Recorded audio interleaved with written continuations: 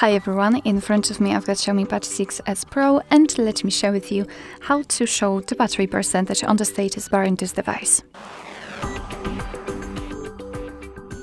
So let's start with opening the settings, and here in this left section we have to scroll down in order to find notifications and status bar. So I know that usually we will go to the battery or something like that, but in this device we have to focus on notifications and status bar. Now, as you can see here, we've got the battery indicator. Let's tap on this option and we've got 4 different options from which we can choose. Of course, only the battery indicator, so the graphic icon. We've got also we can display the percentage inside the battery icon. We can display it next to the battery icon, and you can see that it is the most visible option, I would say. So the percentage is visible, and we've got also this line. Let me tap on it.